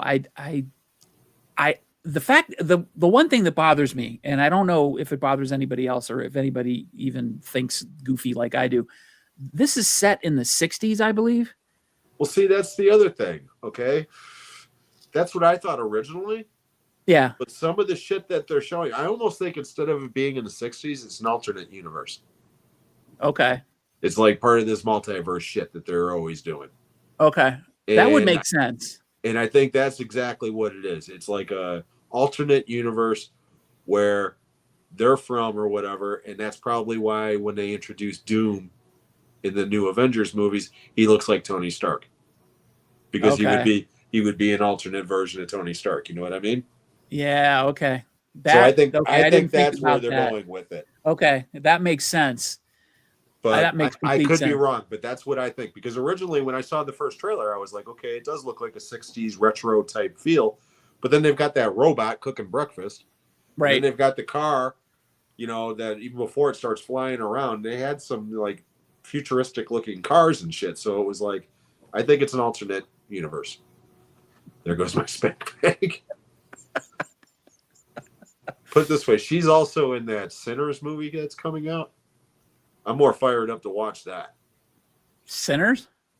Or not Sinners, I'm sorry, Weapons. Oh, okay. Where the kids go running out in the middle of the night and disappear. Have you guys seen the trailers for that shit? No, I haven't seen that. It's by the guy that did Barbarian. Oh. And this movie looks fucking intense and great. Josh Brolin's in it too. Look, when we're done tonight, check that out. I'm going to check the trailer out for that because I saw a poster for it, but I didn't know what it was. Yeah, Weapons. I've seen two trailers for it. I still have no idea what it's about, but it looks so good. So she's the one that was in the Wolfman movie too, right? I believe so. I know she was in Ozark. That show. Yeah, okay, Ozark. That's what I'm thinking of. Okay, so yeah, okay. She's great. She's a great actress. She really is. I loved her in Ozark. Okay, I know where you're coming from, Texas. Lori, hope you're not watching anymore. Anyway,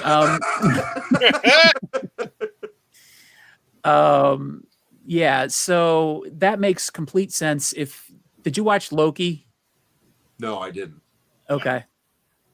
Because I watched Loki the first season. I didn't watch the second season, but that whole time loop shit that they introduced to the MCU authority and shit. Yeah. That makes more sense because my problem, and you completely solved it for me just now, is how can Galactus show up in this universe in the 60s, and how can people be taken aback by what happened with the Avengers in New York. But now that makes sense because it's a different universe. Now I get it. Yeah, I think, like I said, I think it's an alternate universe. Yeah. Because there's even I watched Thunderbolts last week. Yeah. Look, which that was actually, I was pleasantly surprised by that movie, believe it or not. I don't think it was great, but it was definitely an improvement over the last 5 or 6 Marvel movies. I mean, it really was. But it was fun. Okay, let's put it that way. But the after credit scene of that, they throw a little thing where they're looking at satellite imagery of a ship coming into the atmosphere, and it turns and the 4 is on it. Oh, really? So I think that's how they're gonna bring that into the Avengers movies, like they're from a different alternate universe. You know, that's gotcha. And again, that's just a guess. No, that makes complete sense though. Even if because I wondered how they were going to bring Doctor Doom into the Fantastic Four. Was he going to make an appearance in this movie? Yeah, which he isn't apparently. Which he isn't, but some people are saying, oh, he'll probably be in one of the end credit sequences or something. Yeah, but and again, I think that's why they put Downey in. Yeah, as Doom, because why else would they cast him? Right. It would make no sense to cast him if it wasn't for that reason. That's first thing I thought about when they cast him originally, because I know originally it was supposed to be Kang. Okay. Yeah. Before all the shit happened with Jonathan Majors or whatever his name was. Yeah.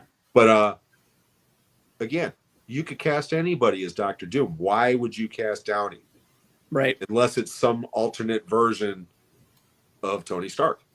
Or you were swinging at anything you can to get the MCU relevant again. Yeah. I mean, shit, they even brought the Russos back too. So yeah. I don't know. That first thing I thought was desperation, but yeah. That's just me. But no, you're probably right. Yeah. They brought everybody else back. Why not? Why not? See if they can get Chris Evans back. They probably already have. They just haven't said anything. Right. Because unlike Mark Ruffalo, he can keep his mouth shut. You notice they didn't announce Mark Ruffalo being in this one. He's like the only one. They're like, fuck you. We're not going to give you a chance to screw it up for us. Yeah, that's true. All right. So we know how well Superman did in its opening weekend. Yeah. $122 million. Yeah, somewhere in there. It was over 120. I know that. Yeah. Let me glance at the numbers real quick.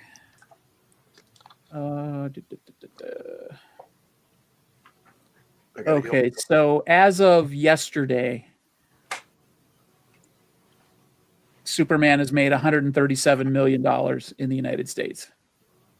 It's $122 million weekend, and then including Monday, it's $137 million. IMAX is good. Yeah. Did you see it in IMAX or 4X or whatever? Just a regular screening? Yeah, I just saw it on a regular screen. Gotcha. I didn't even see it in 3D. I didn't even care. Kenny, are you falling asleep again? No, I was looking up the IMDb thing. He was reading your reviews on Letterboxd. Texas thinks you're falling asleep. No, gross gross US in Canada 137.9, so 138. Yeah, so in 4 days, $138 million. In 13 days, Jurassic World has done 100 million more. So, no, it'll pass Jurassic World. Yeah, it'll pass Jurassic World. The word of mouth. Maybe not worldwide. No, it's not doing as well worldwide.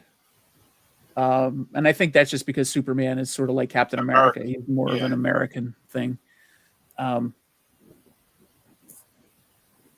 Stacy, being the eternal optimist, it will likely end up around 600 million. It will lose 200 million at least. No. If it makes 600 million, it'll actually make a profit, they said. So yeah, and that's before streaming services and physical media and licensing to TV. Yeah. That movie's going to be fine. I think it'll be all right. I don't think nobody's calling it a flop in the first week. And as long as you don't have that tag in the first week, you're gold. Yep. Yeah. If they call it a flop in the first day, you're done. Yep. So, It ain't Snow White. yeah. You know? Yeah, It definitely. was like what, the fourth? I think they said it was the third or the fourth biggest opening weekend so far this year. Yeah, something like that. Behind Lilo and Stitch and Minecraft. So it's like, it's doing just fine. It's doing just fine. I mean, the real nothing is proof in the opening- pudding will be the second week. Yeah, How much we'll of see a how much it drop off? falls off. If it falls off more than 50%, Yeah. I'd be a little worried that it doesn't have legs, but I have a funny feeling that it won't because what's coming out next week? I Know What You Did Last Summer. That's the only thing that's going up against it next week. Major release, anyways. Eddington, Smurfs, and I Know What You Did Last Summer. And the Smurfs. I forgot about the Smurfs. Yeah. And then Now, is this a total reboot for the Smurfs, or is it the same people that did the first three? I honestly have no I think idea. it's another reboot. I think it's animated, but what I heard was like the big draw supposedly is that it's Rihanna's return to Smurfette. the big screen, and it's like, who gives a shit? It's a fucking Smurf movie. She's Smurfette. Well, I understand that, but I don't. Hey, and she's it lovely. takes a Don't special- get me wrong. It takes a special kind of fetish to be excited about Rihanna as Smurfette. I don't know. Yeah. I don't know. Smurf me. I'm curious about this because I didn't even hear about that one. I was never a Smurf fan, so it doesn't have on IMDb the budget for what? because usually Smurfs. Oh, Let me see if I can find it. It's 'Cause already. Oh, sorry. Go ahead. No, it says it on IMDb. It's made $600,000. well, it hasn't come out yet, so if that's the case, it was on a preview screening or whatever. Yeah. No, that movie will make money because again, it's an animated thing, and Kids during summer. that Yeah, other it's PG. Lilo and Stitch is still doing well, but that other movie from Pixar is tanking badly. Elio. Elio or whatever it's called. Yeah. So yeah, you go in. You so read the a lot Smurfs, about the that. Smurfs basically will get that kid audience this week that Yeah. Superman doesn't get. So Yeah, the younger kids. Yep. Yeah, Elio has only made $64 million after being out for almost a month. yeah, for Pixar, that's horrible. And Lilo and Stitch being out twice as long has made $415 million. Mm-hmm. Yeah. That's pretty bad. And hey, look at it this way. F1, which has been out for 18 days, which is a good movie. I've seen it. It's got great word of mouth. It's open in 1,000 less theaters, but it's only made $138 million so far. And it's been out for 18 days. Superman's been out for 4 days. Yeah, but overseas, that movie's cleaning up, I was just going to say about the overseas market. Right. and it's the biggest by far. It's the biggest release that Apple's ever put out. Yeah. Yeah. 257 million overseas. Yeah, so Yeah. and you said that movie was a lot of fun. So, and I know Yeah, it's a lot of fun. Corey said it was really good. Yeah. It's a lot of fun. Yeah. So far, Superman's only done 95 million overseas. Yeah, but again, it's been out for 4 or 5 days. It's been out for 4 or 5 days. Yeah. So. Yeah, we gotta make some predictions here. So yeah. So what do you think Fantastic Four will do opening weekend? Opening weekend, Yeah. 117 million. All right. I'm gonna write these down, and we'll see It's how gonna come close in we are. just under Superman because I don't know if that's got IMAX screenings or not. I'm going to go with 99. 99 million. Yeah. Yeah, I think of the 3 Marvel superhero films that were released this year, because that'll be the third. I think it'll be the most successful of the 3. It does have IMAX releases. Okay. Yeah, I'll stick with my 117. Yeah, because my thing about this is, will the Star Wars fanboys go because of the Mandalorian? Because of Pedro. Yeah, because of Pedro. I would think people would be more inclined to see it because of The Last of Us than Mandalorian. Yeah. I just I've only seen a couple clips of it, and it looks very, very campy. Like they're making it out to be like very campy. Yeah. And where Superman, the trailer I seen was just like, inspirational kind of thing, and I'll wait till streaming starts because it'll probably be on HBO Max soon. That's right. It's HBO Max again. Yeah, it's HBO Max again. Well, the Fantastic Four will end up on Disney Plus. Yeah, but that's Marvel. Yeah, it's going to be on Disney Plus. So I'm thinking that Superman will end up on HBO Max. Yeah. So I'm thinking both of them probably competing for that Black Friday, spot on Disney Plus or HBO Max. I'm going to say 105 million. 105. Okay. Yeah.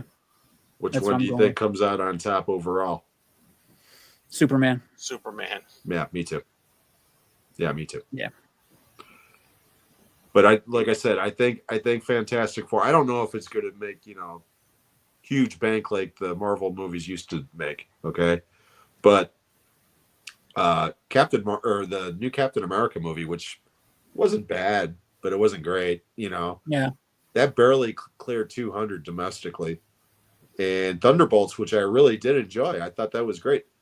That barely cleared like 185. I think it's around 186, somewhere around there. And for Marvel, that's really low. I think this one will end up somewhere around 300, 350 domestic. Yeah, unless the reviews are savage. If the reviews come out and say, you know what, they fucked it up again, then that'll be different. But if the reviews come out even remotely positive like Superman, I think it'll make really good money. Yeah. I just don't think it'll be as big as some of the other movies. Do you think it'll do a lot of overseas with Pedro? Well, again, I don't think it's Pedro. I think it's a Marvel movie. You could put us in those movies and it'd still make money. Well, maybe not me, but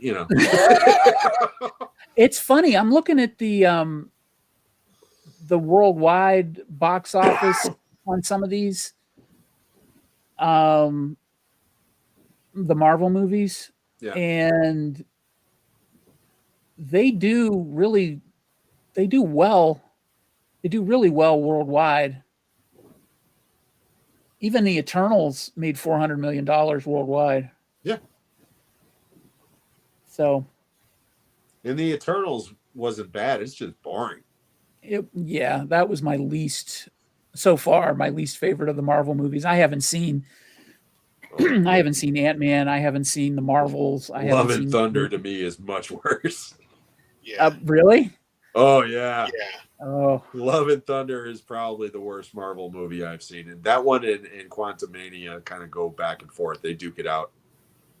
I haven't seen Quantumania, but Love and Thunder, at least I wasn't bored. I thought it was stupid, but I wasn't bored. Eternals, I was bored. Yeah, it's Eternals. Yeah, it's pretty boring. I'll give you that. But it didn't annoy me like Love and Thunder did. Yeah, Love and Thunder was very annoying. Not to mention, I was so high on Ragnarok. It's so low on Love and Thunder. So, yeah. Ragnarok was a pleasant surprise. It's so good, Yeah. It's still good.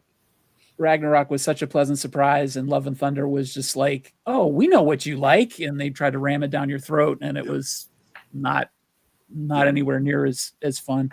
Christian Bale deserved better because he's great in that. He's really fantastic. He's fantastic in that movie. He's the one thing that I would recommend that movie for us and check him out because he is. Yeah. He's great. He's like in a totally different movie. Yep. Absolutely. Yeah, I know. I took us off topic again. No, you're fine. But that's Well, okay. it We're is- padding that. We're padding that runtime. No, we're getting at this good. We're shit. good because Instead it's of just time for saying, recommendations. "So It's what'd time you for guys do this week?" recommendations. So, Kenny, it is to be movie time. It is to be movie time, and I got a good one for you this week. And I have seen it, and I do own it personally. Oh, Yeah, this one is called The Answer Man from 2009, and it stars Jeff Daniels, two of my favorites, Jeff Daniels and Lauren Graham. She plays a Philadelphia. Just because it's a Philly movie, I really liked it even more. She plays a Philly chiropractor, and it's got a really nice tone to it. It kind of plays off like a little Hallmark kind of movie a little bit. The girl from Two Broke Girls, Kat Dennings, is in it. Nora Dunn's in it. Tony Hale's in it, but she plays a chiropractor who right down the street is Jeff Daniels, and he plays like an author that came out with like The Secret, The Secret of Life and stuff like that. So basically, it sold like over 100 billion copies, but nobody knows who this person is in real life until he goes to the chiropractor on hands and knees. And if you have a bad back like I do and have done this physically, going to the chiropractor, on your hands and knees, it's a really cool story. I really enjoyed it. I gave it 4 out of 5 Whoppers on my what is it called, letterbox. So I really enjoyed it. It's called Answer Man. So is this the right one? Yeah, that's it right there. Okay. Cool. Yeah, check it out. And Nice. It's really cool because the Tony Hale from Veep is in it, and he plays the mailman, and he's just constantly going to his door and going, "Are you this author? Are you this author?" And he goes, "No." "Do I look like that author?" And he goes, "No," because there's like no picture like on the back of the book. But I really recommend that one. Lori will check that. Lori, check that one out with Sean. That's a really good one. It's on Tubi. All right. Nice. Cool. Joe? Yes. Okay. We brought this up very briefly early, but Not Fantastic 4:15. No. No. Anyway, I said I was willing to give the new Superman film the benefit of the doubt because of James Gunn. And probably my favorite James Gunn property, it's definitely my favorite DC property that doesn't have Christopher Nolan involved in the last 20 years, is the Suicide Squad. This is my lenticular cover. You like that? Nice. And there's the original artwork. But this has got Idris Elba, John Cena, the lovely Margot Robbie as Harley Quinn, David DeMalchian as the Polka Dot Man, and of course Sylvester Stallone as the voice of King Shark here. This is what the original Suicide Squad should have been, because this movie is violent, it's funny, it's bloody, and it is entertaining as hell. I cannot stand the original Suicide Squad movie, with the exception of Harley Quinn. Margot Robbie was born to play that character. This is her best performance yet as that character. She steals the movie, and every character is awesome. I cannot recommend the Suicide Squad enough if you haven't seen it. A lot of people did not see it because they had such a bad reaction to that original film, and that movie also had the unfortunate timing of coming out during the pandemic. So it only made $50 million. If it got a proper release, it would have made a mint.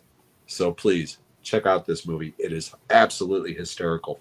And again, if you like Deadpool versus Wolverine, you'll love this. So that's my recommendation, Suicide Squad.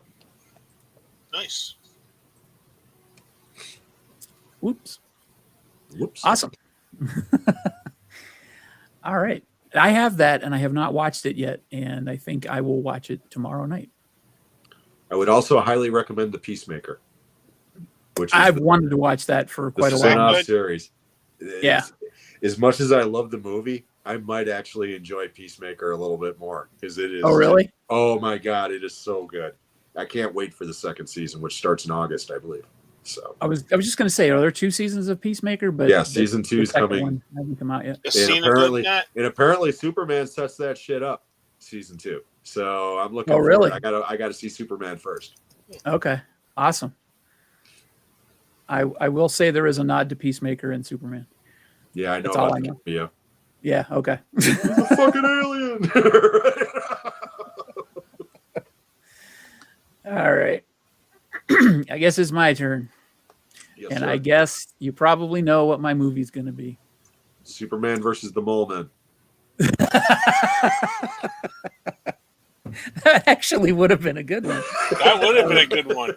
That would have been a good one. But unfortunately, I haven't seen it in the last 25 years. So I don't know. I don't even remember if I've seen it at all. But no, my pick is actually the 2025 Superman. And I don't normally pick theatrical movies right after they come out. But this one warrants a recommendation.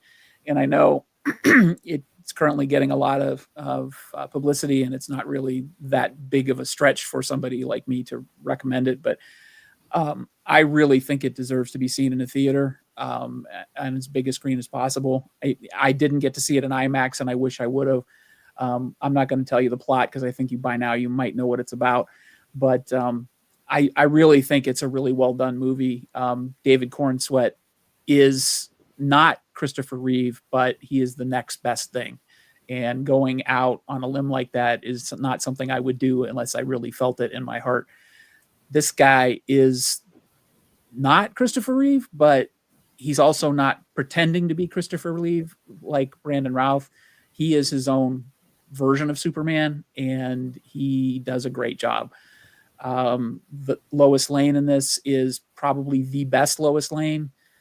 And yes, I'm including Margot Kidder. I think the chemistry between this Clark Kent and this Lois Lane and this Superman and Lois Lane is the best on screen. It does try to do too much sometimes, but I'd rather have it try to do too much and be a little ambitious than not try to do enough and be boring. It's definitely not boring. Some of it misses, but it hits more often than it doesn't. And the Lex Luthor performance by Nicholas Hoult is fantastic. I really have to give it to him. He nails it. And especially for this day and age, I think it's a great update for present day. That's really all I can say without starting to spoil stuff. So if you get a chance to see it in the theater, please do. Just give it a chance. And if you're hearing all this bullshit, woke shit, if being woke means being kind, then I'll be woke every fucking day. So there you go. That is my recommendation for this week. Cool. Well said. Well said. So there you go. And we got 6 minutes to kill. There once was a man from Nantucket.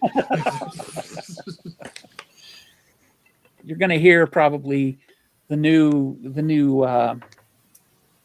what is it? The new hot thing going around Threads and Twitter and whatever the fuck Twitter's called now, X. Kindness is the new punk rock. Okay. Oh, wow. I'm glad that you like the meme where the woman says support what you believe in. Two girls in a cup was art.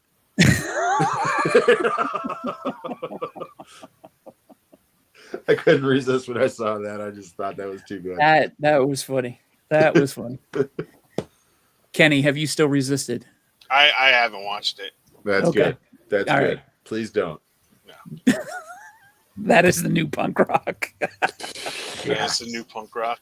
Yeah. So, hey, we can whore out what's coming up down the pipe. I was just going to say we can plug our next show because we know it and we're excited for it. Yeah. And I can't see who's in the chat. So Patrick, Texas. The usual group. the usual, I can't The see if Motley Lori's Crew. still here. But anyway, next show, it's going to be the debut of my wife being on the show. Lori, cannot wait. Sean's better half. Yeah, my better half, the one who puts up with me and all my quirks and weirdness and all the shit behind me.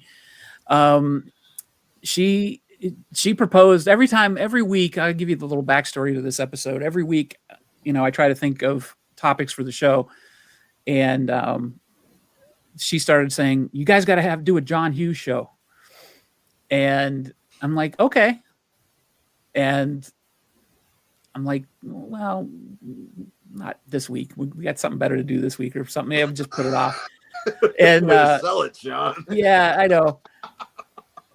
Well, then I know she went to Kenny and said, "Hey, let's do a John Hughes show." And Kenny was like, "Yeah, we'll do it. I'll tell Sean. Yeah. We'll do it." You never did. So, dude, you live with her. I know. But I thought that was a great idea because I have like a list of like stuff in here that I like to do, and like the Hughes one was like one of the top ones. So when she brought it to me, I was like, "That's a great idea. I'd love to do that." Yeah. So she is not into superheroes. She's not into. I dragged her to see Gravity in the theater with Sandra Bullock, and she hated it. She does not like space movies. Hey, to each his own. She doesn't like space movies. She doesn't like superhero movies. She doesn't like a lot of the stuff. I know an easy way to get her out of the living room. Yeah, I put on Godzilla. She goes to bed. It's real simple. But if she wants to pick a movie to watch, she'll pick Breakfast Club. She'll pick 16 Candles, no matter how many times she's seen them. So she's like, "Well, we got to do a John Hughes show." So I said, "All right, but you got to be on it." And she's like, "Oh no, I'm not going to be on it." And so if you were here live on the show, I can't remember which episode it was, but yeah, it was a couple. Yeah. Couple shows ago. A couple episodes ago, yeah. We peer pressured her into being on the show. I had nothing to do with it. You were in. You were in it. I have a question now. Sean, is she younger? Is she around our age, or is she much younger? She is 7 years younger than me. So okay. Yeah, be careful how you ask that, Kenny. No. I was asking that because I didn't know if it was like when we were in high school, those were the movies. I mean, those were, you went to the video store, we rented them. Oh yeah. So I didn't know if that was like, I would look at it this way, okay? Our first John Hughes movie was probably 16 Candles or Breakfast Club. Her first John Hughes movie was probably Home Alone. Yeah. Maybe Uncle Buck. Yeah. I'm just thinking it because of the age thing. Yeah, I don't know. That's the only reason why I'm saying you should ask her. Yeah. You should ask her. Because I remember when 16 Candles came out, a little spoiler, it was like all over. I was a freshman in high school when that came out, and my God, everybody was talking about that. So much so that I had to go and tell my mom, "We got to see this movie." She had to watch the trailer to approve it to watch it. To go, because that's how it was, back then. So it was just like she watched and she loved it. She thought it was really smart because that's the first thing that came out of her mouth when we got done watching it. She said that was a smart movie. That's cool. Duck Dawn. But she because she never laughed. Like I never heard my mom laugh like really hard. Was when Molly Ringwald said, "I can't believe they forgot my fucking birthday," and she like cackled so hard, and you could because it was like with a wedding coming up and the birthday because it's like we had like my niece just got married on the 21st. My birthday was the 23rd.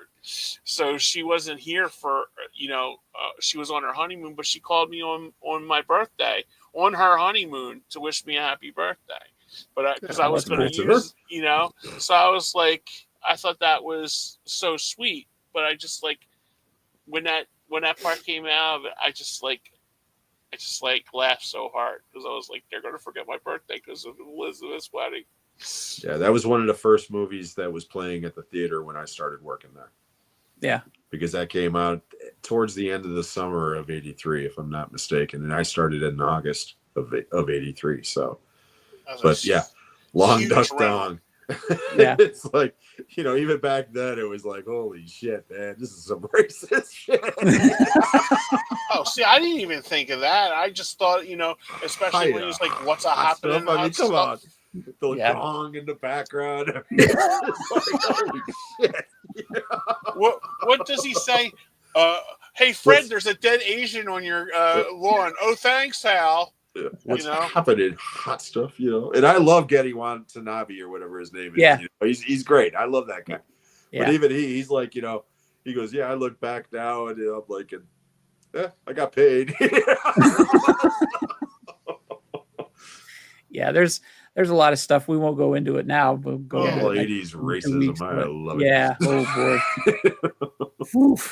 But so yeah, in 2 weeks on the 29th of July at 7:00 p.m. Eastern time, it will be the debut of a guest appearance. She's not going to be a co-host. It's not going to be talking movies with Sean, Kenny, Jim, and Lori, but it will be for one night only. Yeah, well, see, my contract's coming up, and they're forcing me out. Everybody. Yeah, this is to light a fire under Jim's ass to get him to perform.